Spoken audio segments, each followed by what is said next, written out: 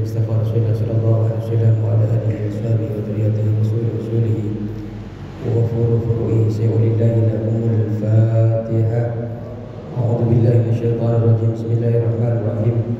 الحمد لله رب العالمين الرحمن المالك يوم الدين إياك نعبد وإياك نستعين اهدنا الصراط المستقيم صراط الذين أنعمت عليهم غير المغضوب عليهم ولا الضالين آمين.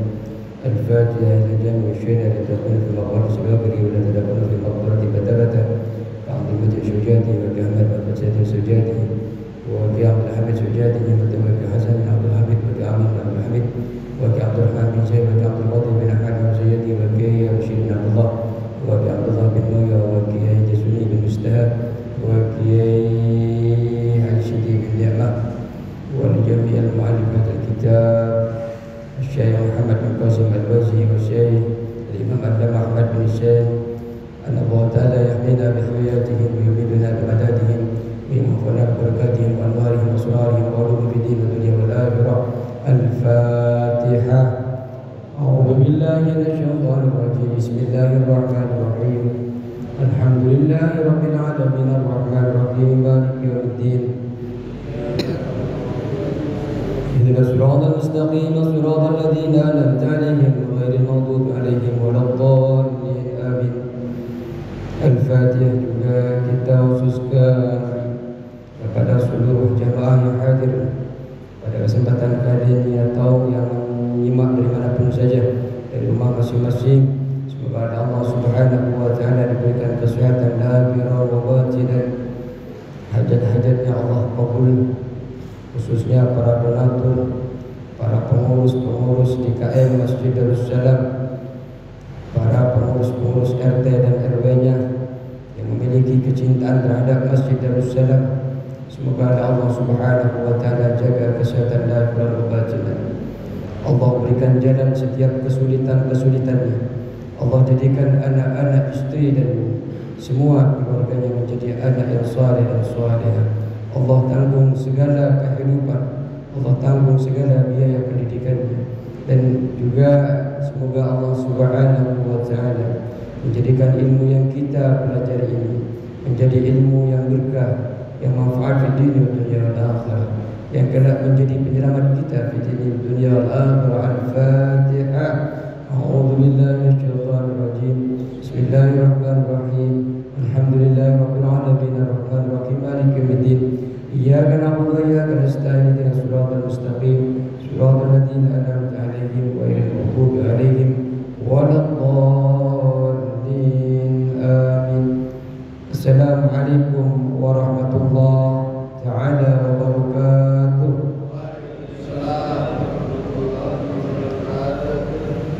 Bismillahirrahmanirrahim. Alhamdulillahi rabbil alamin. Wassalatu wassalamu ala asrafil anbiya'i wal mursalin sayyidina wa habibina wa syafi'ina wa maulana Muhammadin wa ala alihi wa sahbihi ajma'in. Rabbana la ilma lana illa ma 'allamtana innaka antal alimul hakim. Rabbi shrah li sadri wa yassir li amri wahlul 'uqdatam min lisani yafqahu qawli. Amin ya rabbal alamin. Yang kami hormati Ketua DKM Masjid Darussalam beserta pengurusnya, yang kami hormati Al-Khusali Dzikri Ketua RW Blok D. RW berapa? 49 beserta RT-RT-nya, dan saya baru tahu kalau ternyata pengurusnya banyak yang jadi RT. Alhamdulillah, semoga panjenengan semua para jemaah yang hadir kesempatan kali ini, semoga Allah diberikan kesehatan lahir dan batin. Hadirnya panjenengan di sini semoga merupakan pelebur dosa-dosa panjenengan semua. Amin ya rabbal alamin. Para bapak yang dirahmati Allah Subhanahu wa Ta'ala, hari ini mungkin pertama kali awal, entah mereka yang nggak hadir ke sini karena masih belum move on dari kampung, Atau yang ada di sini nih nggak ada yang mudik ini? Karena Pak RW sering saya lihat ada di sini. Alhamdulillah ini mudik semua ini. Jangan-jangan cuma Pak RW yang nggak mudik. Dan alhamdulillah walaupun panjenengan masih capek, mungkin tadi ada yang kerja, alhamdulillah masih disempatkan hadir ke majelis ini. Mungkin yang lain sedang ada kesibukan. Insyaallah menyimak dari rumah masing-masing. Bismillahirrahmanirrahim. Ini kita kembali ke awal lagi, ke pelajaran sebelumnya. Kalau kemarin membahas tentang zakat, ternyata saya dapat kabar ternyata meningkat zakatnya. Setelah ditanya, yang ngawasi langsung RW. Wah, ya luar biasa. Nah, sekarang kita kembali lagi ke pelajaran tentang sholat. Bismillahirrahmanirrahim. Faslun fi umuri tukhalifu fiha al-mar'atu ar-rajula fi sholati. Hari ini kita akan membahas tentang beberapa perkara yang membedakan antara laki-laki dan perempuan di dalam sholat. Ada perbedaan Pak antara laki-laki dan perempuan, tidak sama sholatnya.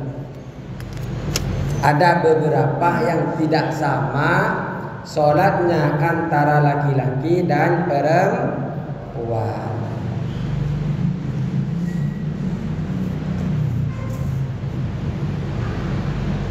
Wa dzakara al-musannifu dzalika fi qawlihi, dan pengarang kitab ini menyebutkan tentang perbedaan laki-laki dan perempuan di dalam salat.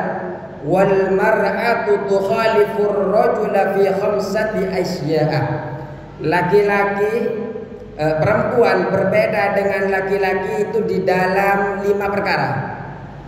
Jadi laki-laki dan perempuan sholatnya ngadepnya sama-sama kiblat Pak, cuma tata caranya saja yang berbeda. Apa saja?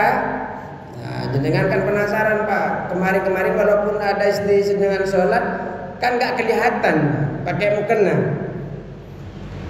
Jadi paling jenengan baru tahu ini. Apa saja? Farrajulu yujafi ay yarfa'u mirfaqaihi an jambayhi. Kalau laki-laki itu merenggangkan atau mengangkat kedua siku dari rusuknya, dari lambungnya.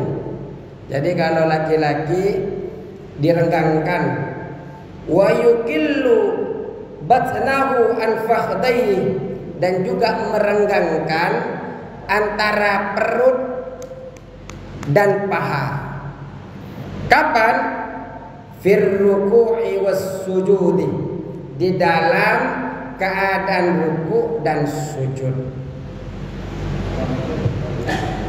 Ketika sholat, laki-laki dan laki-laki Pak, ketika ruku, siku ini yang siku ini, yang mana siku Pak? Sikunya itu dijauhkan, direnggangkan dari lambung, dari rusuk. Rusuknya mana rusuk? Nah, jadi tidak dirapetin begini dalam keadaan ruku dan dalam keadaan sujud, direnggangkan. Kalau laki-laki direnggangkan. Sujud direnggangkan. Kalau ulama ada berbeda pendapat, ada yang mengatakan hanya ketika sujud saja yang direnggangkan. Semakin renggang semakin bagus. Tapi kalau bermakmum banyak Pak, jangan terlalu renggang. Wah, sendirian terganggu. Yang penting masih namanya renggang itu bagus. Tapi jangan sampai mengganggu kanan kirinya. Coba imam, coba praktek.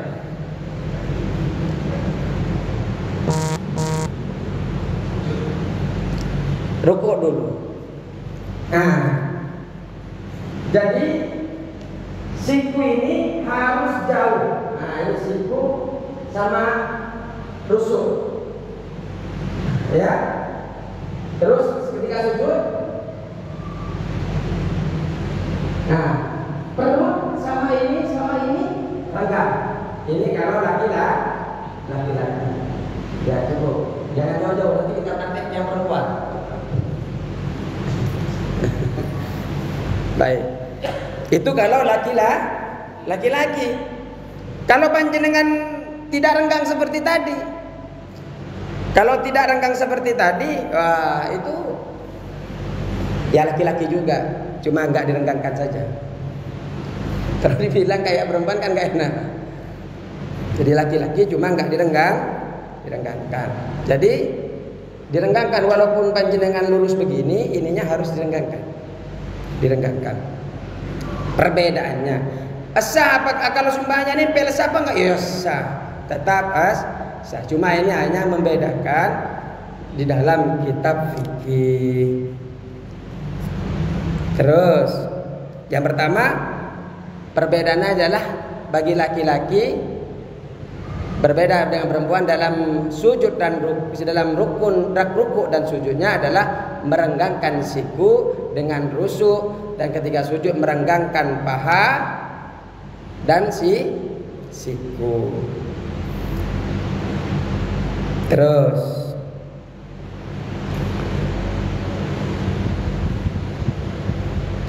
wa yajharu fi mawdi'il jahri. Yang kedua, mengeraskan suara di tempat sholat yang keras. Sholat yang keras ketika rakaat pertama, ketika rakaat kedua. Sholat apa Pak yang keras? Sholat maghrib, sholat isya, sholat subuh, sholat duhur Pak. Ya. Salat duhur dilirihkan. Itu pelajaran yang telah kita pelajari beberapa bulan yang lalu. Jadi kalau yang laki-laki dikeraskan suaranya, mau sholat sendirian nggak apa-apa, dikeraskan. Kalau bisa ditadabburi setiap ayat yang panjenengan baca. Kalau mau khusyuk, alladzina yadunnuna mulamu. Ketika kita ingin khusyuk itu berprasangka seakan-akan kita bertemu dengan Allah. Ditadabburi satu persatu ayatnya, ditadabburi setiap bacaan-bacaannya. Nggak ngerti Pak Ustadz apa yang saya baca. Pak Ustadz disuruh baca subhanallah, ya subhanallah. Itu kita pelajari satu-satu. Tahiyat isinya apa? Kalau bisa ditadabburi, dipikirkan maknanya, dihayati maknanya. Terus yang kedua berarti mengeraskan ya. Yang ketiga, wa idza nabahu ay asaba syai'un fi sholati. Nah, ini kayaknya ada yang salah dalam tulisan cetakan. Wa idza nabahu ay asabahu syai'un fi sholati sabbaha. Apabila terkena sesuatu dia, sumpamanya ketika sholat imam lupa, ya imam lupa, sabbaha, maka diingatkan di belakang membaca tasbih. Gimana kalau imam lupa? Diingatkan bagaimana sama bapak-bapak? Subhanallah. Di dalam kitab Baijuri ada yang bertasbih yang diperbolehkan ketika sholat. Pertama, perkara yang mubah. Perkara yang mubah itu Pak, ada orang lagi namu ke rumah panjenengan, jenengan lagi sholat,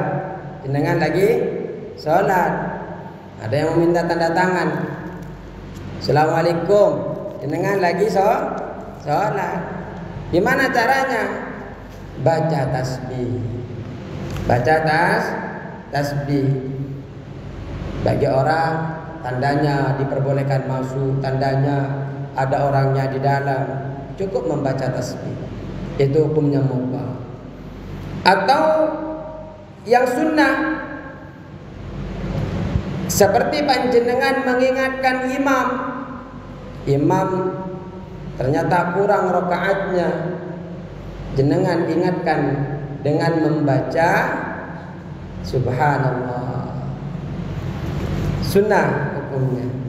Ketika imam lupa, makanya Pak, kalau di dalam kitab Ihya itu seharusnya yang ada di belakang imam itu yang tahu di dalam fikih, yang bisa di dalam bacaan-bacaan Al-Quran. Ketika suatu saat imam itu kentut atau ada udzur tidak bisa melanjutkan sholatnya, atau ada kesalahan yang dilakukan oleh imamnya, maka siap siaga dia untuk mengganti si imam. Rebutan di depan boleh Pak, tapi kalau di belakang imam seharusnya, selayaknya diberikan tempat bagi yang memang betul-betul paham. Ketika ada kendala, tahu-tahu imamnya tadi kentut seumpamanya, bingung, disuruh maju enggak, dia mundur enggak tahu caranya maju, malah noleh-noleh, nyain gagal sholatnya nanti. Loh, siapa nih enggak ada yang maju? Ya, dia sendirian di depan. Seharusnya dia yang maju, tidak maju. Wah, merasa tidak bisa. Dia hanya suka kalau sholatnya berada di depan. Maka selayaknya sholat yang bagus bagi makmum itu baik sholat di depan, tapi kalau yang depan pas di belakangnya imam, dipersilahkan untuk yang paham tentang bacaan-bacaan, yang paham ketika imam lupa, ada yang mengingatkan. Ketika imam tidak bisa melanjutkan, ada yang bisa menggantikan. Terus atau mengingatkan perkara wajib. Ada orang buta. Ada orang buta mau masuk jurang, jenengan biasanya kalau di kampung kita dulu kan ada batu besar, kadang kalau di kali itu sholatnya di kali kadang Pak. Ya nggak tahu kalau ini orang kota semua nggak tahu. Kalau di kampung saya ada Pak sungai. Biasanya kita habis bertani itu biasanya ada batu besar, sholat di situ. Kalau ternyata ketika sholat ada orang buta mau jatuh, jenengan ingatkan dengan subhanallah untuk mengingatkan kalau ada bahaya, itu wajib hukumnya. Terus kalau seumpamanya sudah diingatkan tidak bisa, nggak didengar Pak, maka bisa diucapkan dengan perkataan. Seumpamanya harus menggunakan kata-kata sehingga dia paham seumpamanya. Ketika perkara wajib, maka wajib dia, maksudnya kayak tadi itu yang membahayakan orang, mau digigit ular, mau digigit apa, tidak bisa dibilangin hanya dengan subhanallah. Ternyata nggak tahu kalau ada ular di pinggirnya, subhanallah, subhanallah. Nggak tahu kalau ada ular. Maka dia ketika wajib menggunakan bahasa sehari-hari. Cuma kalau dalam kitab ini dikatakan yang lebih sahih adalah batal sholatnya, jadi harus sholat lagi. Atau ada yang perkara haram Pak, membaca subhanallah dalam sholat itu juga ada perkara haram. Ketika ada orang mau membunuh seseorang, sembunyi di pojok masjid itu, subhanallah, subhanallah, ngasih tahu biar dibunuh dia, subhanallah. Nah itu walaupun subhanallah itu hukumnya haram. Jadi kalau laki-laki, nah ini nomor berapa? Nomor 3 berarti. Kalau laki-laki ada sesuatu yang menimpanya, baik dia menimpa karena lupa imamnya, lupa tentang rukun-rukunnya, maka ketika mengingatkan dengan cara membaca subhanallah.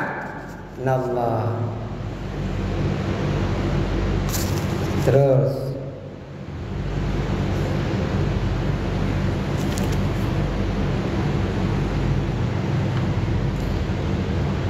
Tadi nomor berapa ya?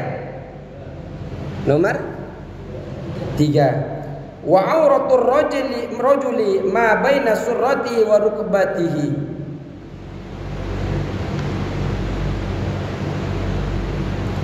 Dan auratnya laki-laki di antara pusar dan lutut. Auratnya laki-laki di antara pusar dan lutut. Akan tetapi amma huma falaisa minal aurati. Akan tetapi sebenarnya kalau lutut dan pusar itu bukan termasuk aurat, Pak. Lalu lututnya, pusarnya bukan aurat. Yang aurat itu di antara pusar dan lutut. Berarti di atas pusar, di atas lutut. Ya maksudnya di bawah pusar, di atas. Kalau lututnya, pusarnya kalau kelihatan ketika sholat jenengan semuanya nggak pakai baju, itu tidak termasuk aurat. Akan tetapi dikatakan di dalam apa kaidah ma la yatimul wajib illa bi wajib. Kalau sesuatu yang wajib itu tidak bisa sempurna dengan adanya itu, maka hukumnya juga wajib. Artinya ketika lutut itu tidak sempurna, tertutup gara-gara kita nggak nutup lutut, kemudian aurat yang di atas itu tidak tertutup karena kita tidak menutupi lutut atau pusar, maka hukum menutupi lutut sama menutupi pusar adalah wajib. Kenapa? Karena kalau kita tidak tutup, aurat yang lain tidak tertutup. Maka hukum karena menyempurnakan yang wajib ini, maka sesuatu yang mendukung itu juga akan menjadi wajib. Ini sudah berapa ya? Hah? Pertama, merengangkan siku ketika ruku ya. Yang kedua, mengangkat perut, merenggangkan perut sama paha. Yang ketiga, mengeraskan suara. Yang keempat, ketika ada sesuatu yang menimpa dia di dalam sholat, maka dia membaca subhanallah. Seperti tadi yang sunnah ketika ada imam lupa, kemudian kita membaca tasbih subhanallah. Yang kelima, aurat laki-laki di antara pusar dan lutut. Sebenarnya kalau di dalam kitab Kasyif itu saja tentang aurat ini Pak panjang sekali. Kita selesaikan dulu tentang ini, tentang perempuannya. Terus, wal mar'atu, adapun perempuan, tukhalifur rajula fi khamsatil madhkurati, berbeda dengan laki-laki itu di dalam 5 perkara. Kalau tadi kan yang kita bahas adalah laki-laki. Sekarang yang perempuan, tadhummu ba'daha ila ba'din. Perempuan itu mengumpulkan sebagian dengan sebagian yang lain. Kalau sholat, fatulsiku batnaha bi fahdaiha fi ruku'iha wa sujudiha. Perempuan itu Pak kalau sholat, di dalam ruku dan di dalam sujudnya dia lekatkan kedua sikunya. Nah, coba kalau dilekatkan, tadi kan renggang. Coba kalau lekat, dideketin. Kalau ketika sujud, perut dekat dengan kurang. Ini kan, ini sikunya dideketin ke apa? Dirapatkan, dia melekat. Kan begini kan, perempuan begini Pak. Nah ya, perempuan kan begini. Makanya kalau ada yang kurang normal itu kan begini. Ketika sujud, dia begini Pak. Ini Ketika sujud begini, ya. Kalau kita kan begini. Nah, kalau perempuan ini sama paha melekat, ini sama ini begini. Jadi ya mohon maaf, payudaranya ada di dekat bawah payudara. Itu kalau perempuan. Makanya kalau perempuan asal belajar Pak, akhirnya sama saja nanti dengan laki-laki. Sholatnya begini juga. Padahal Islam itu kalau di dalam kitab Hasyiahnya itu dikatakan menyesuaikan sifat-sifat keperempuannya.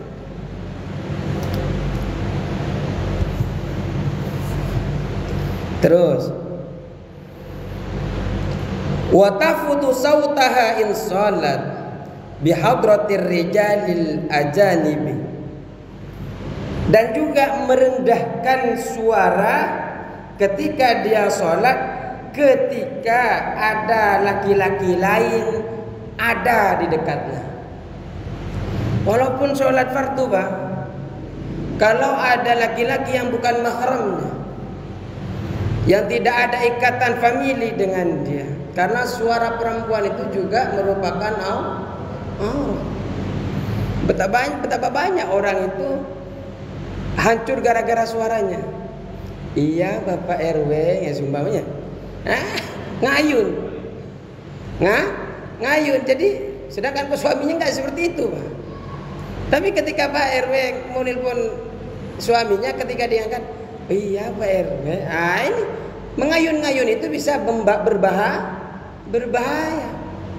Sehingga itu menjadi ketika dalam sholat, walaupun dia membaca Fatihah, disunahkan mengeraskan ketika keras, tapi ketika datang laki-laki yang bukan mahramnya, maka hukumnya juga tidak boleh, harus dipelangi, dilirihkan.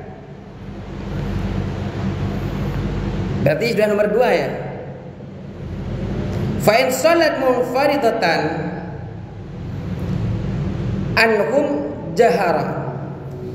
Akan tetapi ketika si mar'ah itu sholat sendirian, maka baginya untuk mengeraskan suaranya. Seumpamanya maksudnya sendirian, tidak ada orang lain yang bukan mahramnya. Yang ada di sekitarnya mahramnya walaupun ada orang. Jadi orang lain tidak ada, yang tidak ada ikatan-ikatan famili. Terus wa idza nabaha syai'un fi sholati saffaqat, dan ketika sesuatu menimpanya di dalam sholat, maka dia menepuk tangan. Tepuk tangan Pak. Kalau jenengan tadi ketika menimpa sesuatu di dalam sholat, jenengan baca apa Pak? Subhanallah. Perempuan tidak subhanallah. Perempuan itu menepuk tangan. Cuma ada caranya. Tidak asal tepuk tangan Pak. Bidarbil yumna ala darbil yusra.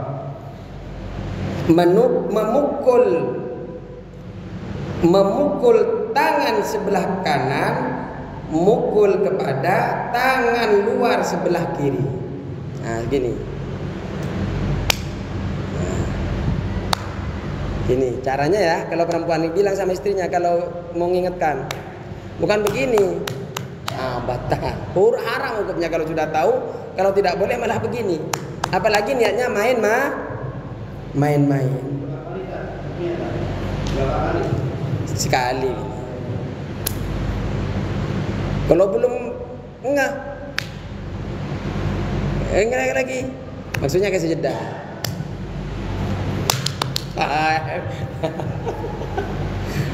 Enggak, sebenarnya walaupun kalau gerakan jari jemari ini sebenarnya hanya dimakruhkan saja Pak.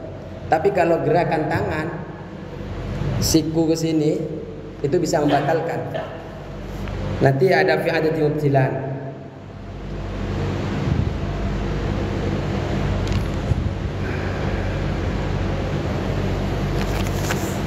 Terus tentang membaca tasbih tadi.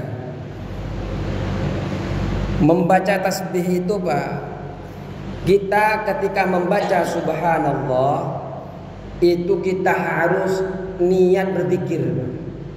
Niat berzikir. Subhanallah, niat zikir. Atau panjenengan niat zikir sama niat ngasih tahu ke imam.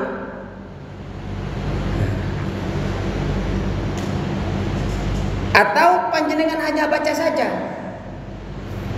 Hanya baca subhanallah, tidak niat zikir, tidak niat ngasih tahu imam. Tapi imam waktu itu salah. Salah. Tapi panjenengan ingin, kalau salah kan pasti dikasih tahu dengan membaca subhanallah. Kalau panjenengan niat zikir, sholatnya tidak batal. Kalau panjenengan niat zikir terus niat ngasih tahu ke imam, sholatnya tidak batal. Kalau panjenengan tidak niat apa-apa, yang baca subhanallah karena yang lain baca subhanallah, ikutin aja jenengan. Artinya nggak ada niat apa-apa, subhanallah, yang lain karena subhanallah, ikut-ikutan. Karena ada di pojok sana sumpamanya. Ini kenapa kok subhanallah juga lah, subhanallah sumpamanya. Tidak ada niat apa-apa. Kalau tadi kan ada yang niat zikir, ada niat zikir sama ngasih tahu imam kalau salah, kalau kurang.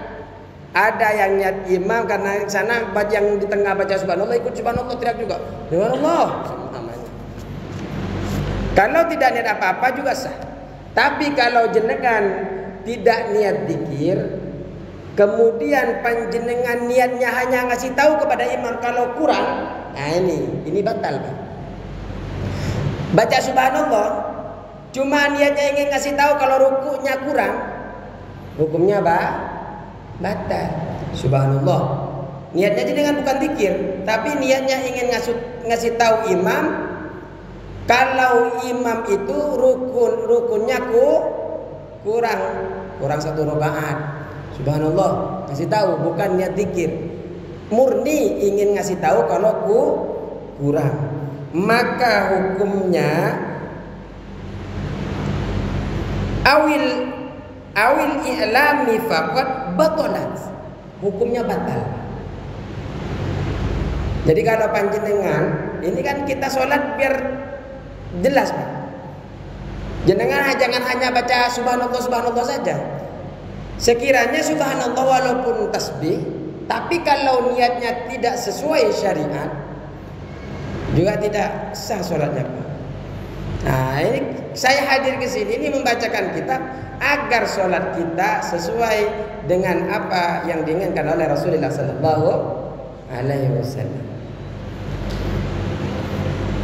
Makanya kalau ingin ingatkan kepada imam, ingatkan dengan membaca subhanallah dengan niat zikir atau niat zikir sama memberi, atau yang ketiga tidak niat sama sekali.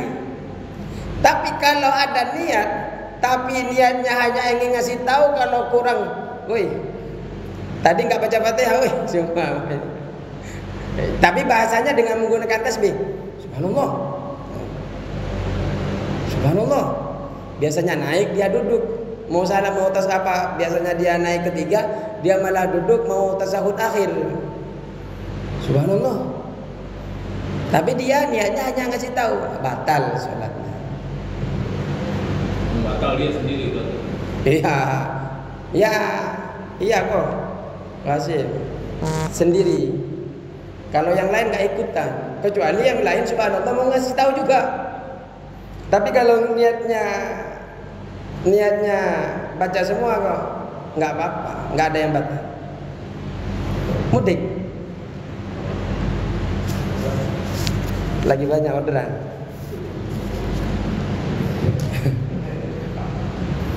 Terus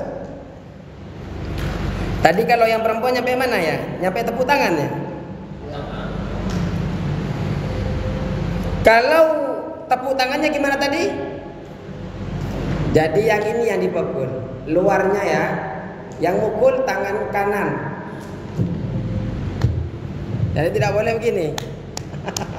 Tidak boleh. Apalagi sampai main-main, hukumnya sudah batal, hukumnya haram. Walau qalilan ma'il mit-tahrimi batalat salatuha. Walaupun dia sedikit Pak mukulnya, begininya sedikit tapi niatnya main-main dan dia tahu kalau itu haram hukumnya. Apa dia tahu ketidakbolehan kalau main-main begini nggak boleh? Maka sholatnya batal. Selain sholatnya batal, juga dia haram hukumnya melakukan hal itu. Wal khulsa kal mar'ati. Adapun banci, kalau banci itu Pak hukumnya sama dengan perempuan. Baik auratnya, baik cara cara sujud, cara rukuk, cara ngasih tahu kepada imam, atau kalau ada tamu yang mubah tadi sama. Jadi kalau ada assalamualaikum, jadi kalau jenengan besok-besok namu terus ada yang begini, ada orangnya di dalam berarti. Tapi jangan asal masuk Pak. Kalau begini berarti perempuan doang, ya. Wah ini boleh kayaknya masuk di dalam sholat katanya. Enggak. Maksudnya itu ada orangnya di dalam, tunggu sebentar dulu di luar. Beda kalau keluarga atau subhanallah, ada orangnya, teman saya biasa masuk di ruang tamunya. Biar enggak terjadi fitnah. Terus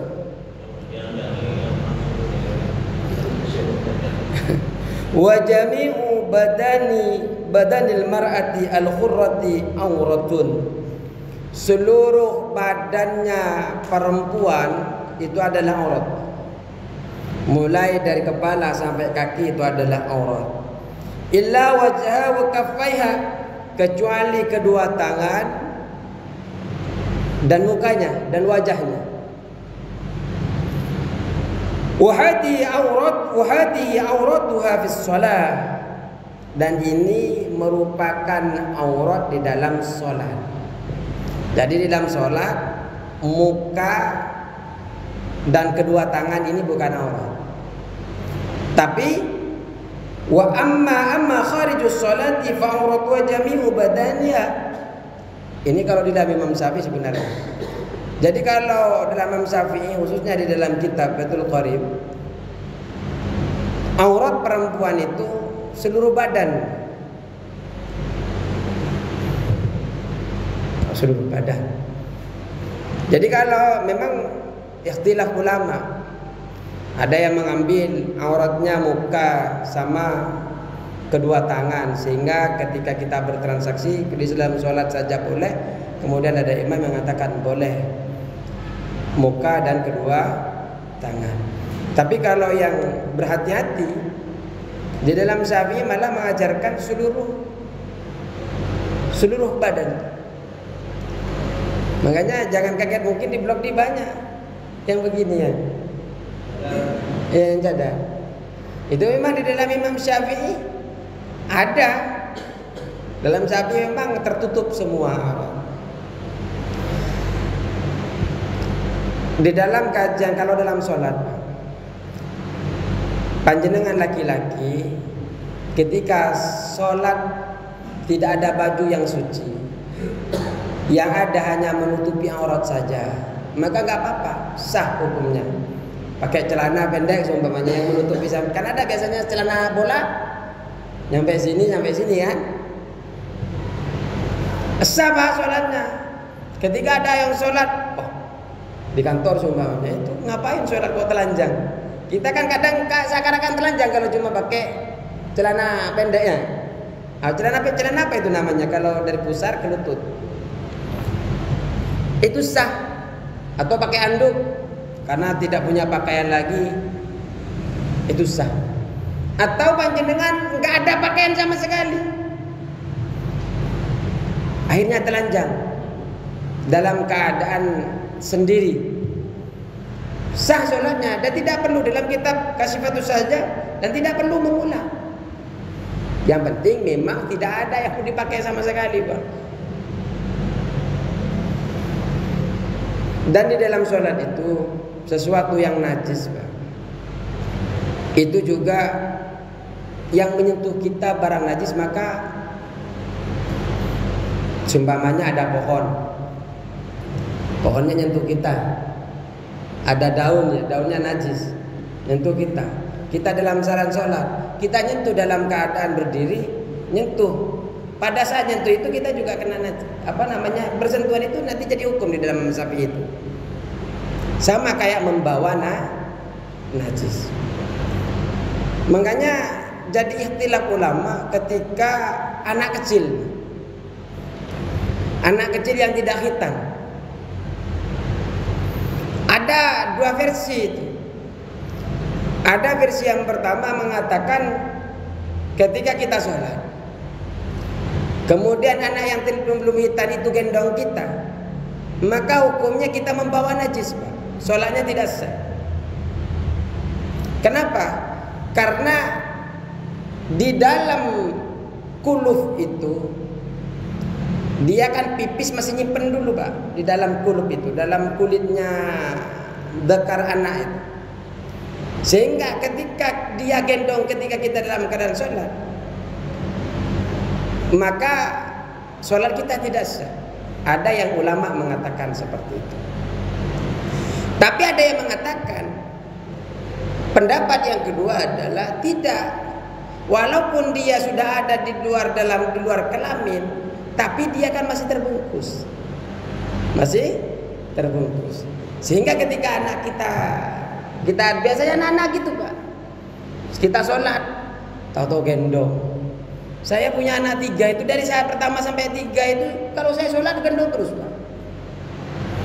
Akhirnya saya mengambil yang pendapat yang kedua, yang tidak masuk kepada najis yang di luar, sehingga ketika kita sholat dalam keadaan suci. Karena kita kalau sholat dalam keadaan najis kan tidak sah. Mungkin ada yang perlu didiskusikan sebelum ditutup. Iya. Diterangkan aja lah masalah kita sujud kaki itu kan, telapak kaki itu rapat atau enggak? Kan itu kan dari banyak ada yang katanya harus rapat atau laki-laki. Yang mana yang lebih secara ini? Enggak, kalau masalah rapat atau tidak itu tidak mengganggu kepada absahan sholat. Cuma yang menjadi perdebatan adalah ketika sujud diangkat bersama. Ada ulama yang mengatakan tidak sah. Jenengan sholat, contohnya imamnya nyontoh lagi depan, sujud langsung. Karena kalau lebih gampang dipraktekkan, coba angkat kedua kakinya. Ketika pindah mau ke ruku, mau ke duduk, karena banyak yang angkat itu. Ketika mau pindah ke duduk, biasanya kan itu mau lipat, coba lipat. Itu kan ngangkat. Ada ulama yang mengatakan itu tidak sah.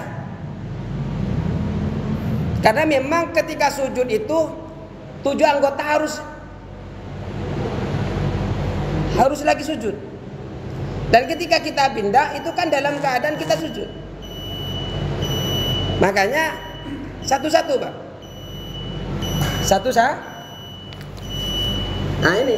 Ini kalau di dalam kitab kasih putus saja nggak sah. Ini ya satu-satu gini. Ini dulu masukkan. Jadi kalau langsung begini, itu ada yang mengatakan tidak sah.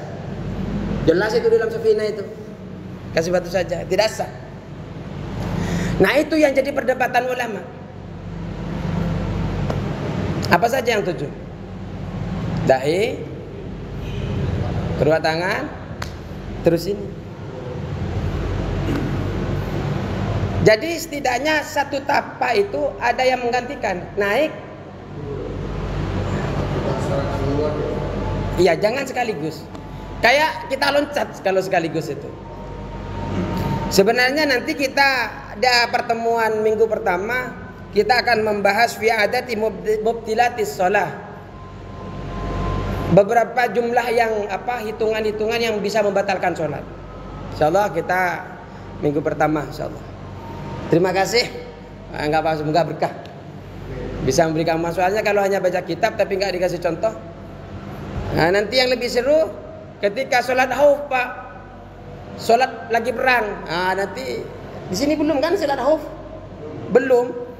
Ah, nanti gimana pegang tembaknya itu? Dia.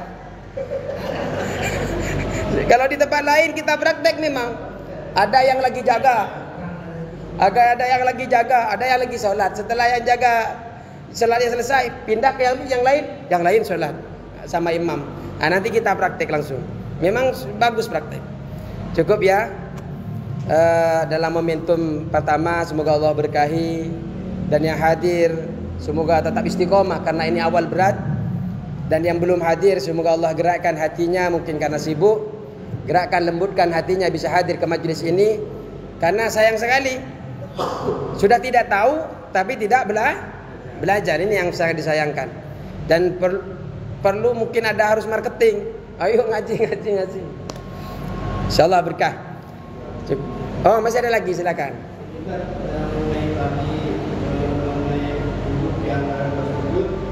Tapi ada yang tadinya sedangkan kita langsung aja itu nggak sah. Lalu ada juga yang duduk dan duduk itu contohnya begini tak? Langsung contoh. Contohnya begini tak? Kira-kira begini tak ya? Itu begini. Tapi ada yang begini tak? Itu bagaimana? Karena yang harus menyentuh itu ketika sujud, bukan ketika duduk. Yang 7 anggota yang harus menyentuh semua itu ketika sujud. Sedangkan yang pindah diangkat itu kan dalam keadaan sujud. Dalam keadaan sujud kan? Kemudian diangkat. Karena ketika sujud harus dalam keadaan menyentuh semua. Jadi yang itu nggak apa-apa kan? Ini nggak apa-apa ya? Apalagi yang gemuk-gemuk, Pak. Susah. Kayak saya mau begini saja susah. Ya cuma Islam yo enak, Pak. Nggak ada yang susah. Ya kalau memang nggak mampu, jangankan cuma begini, Pak. Kita sholat duduk saja bisa. Ya. Jadi jangan sampai ini hanya ketika kita mampu, jangan sampai ditinggalkan. Karena bisa menyebabkan tidak sah dalam sholat. Ya kalau memang tidak mampu, ya lain lagi, itu diberikan rukhsah, diberikan keringanan dalam Islam. Sudah ya? Cukup. Kalau ada pertanyaan lagi kita kumpulkan nanti minggu depan. Semoga berkah selalu, panjenengan sehat, panjang umur. Nah, ini juga ketua DKM-nya ini jauh-jauh ke sini ya. Insyaallah berkah. Semoga setiap tapak tilas dari Bekasi ke sini dihitung amal jariah oleh Allah Subhanahu wa taala. Cukup sekian, wallahul muwaffiq ila aqwamit thariq. Wassalamualaikum warahmatullahi wabarakatuh.